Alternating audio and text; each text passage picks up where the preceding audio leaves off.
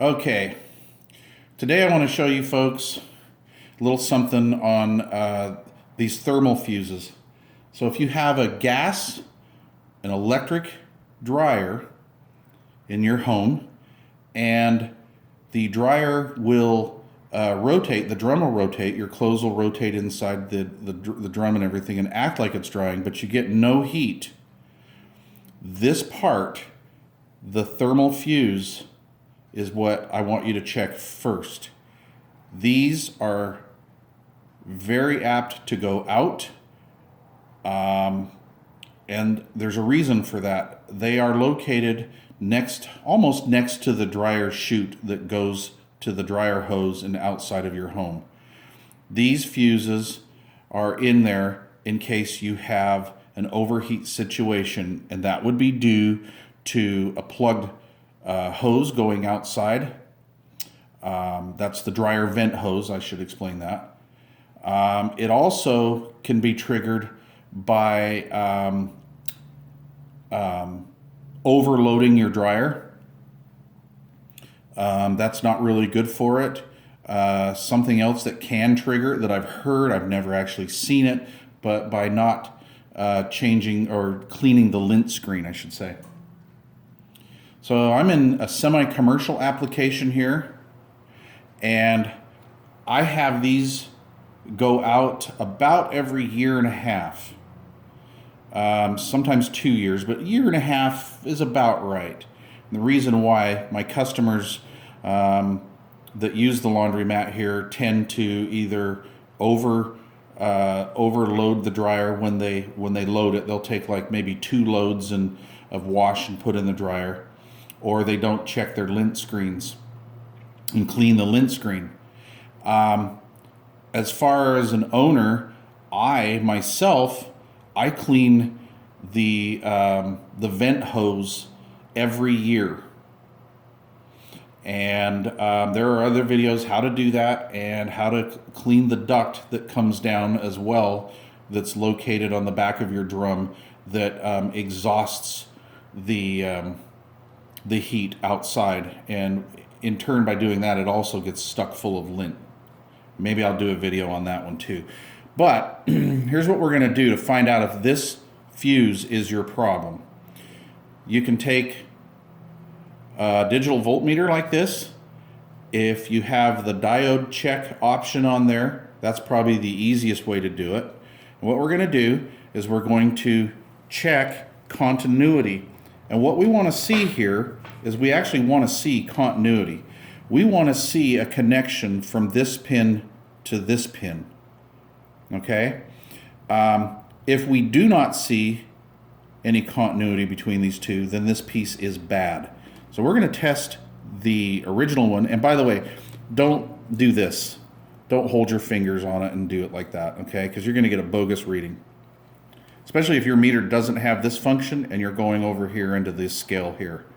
Okay, what we're going to do is we're going to check for continuity. Right now, we have no continuity. We're going to touch these 2 probes together and we have continuity. Okay, so this is open infinite. Okay, here's what we're going to do. We're going to test this lead here, this lead here. As you can see, there's no reaction on the meter. We have no continuity.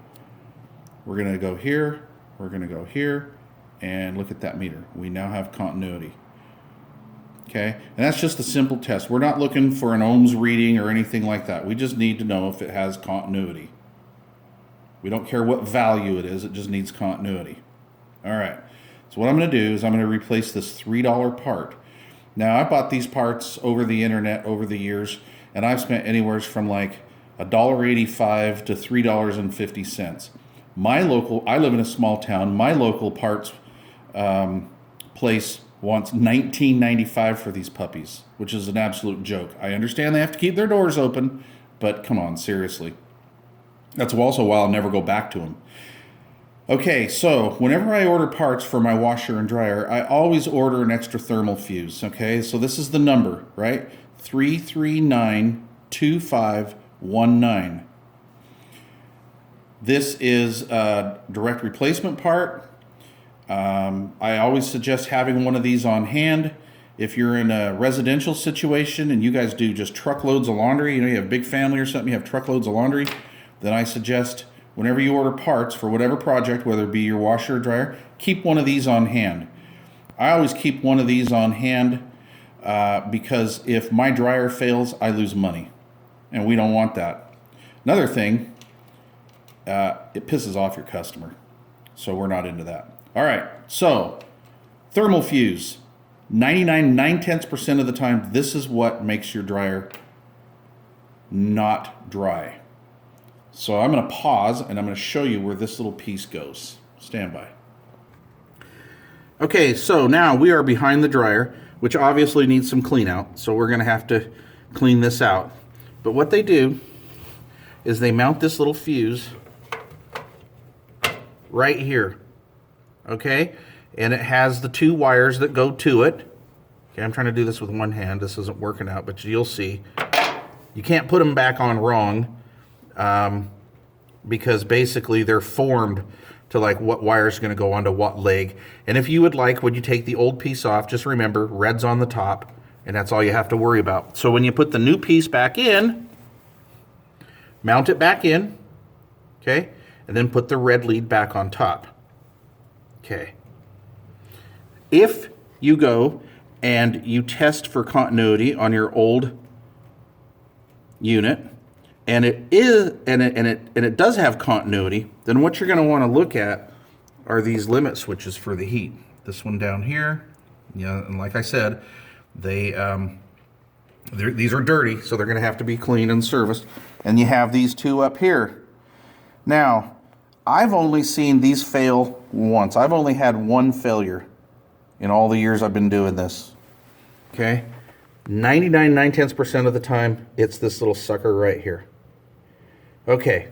By the way, this is a gas dryer, but this also applies to gas and electric. All right, I hope this helps, and thanks for watching. Please subscribe.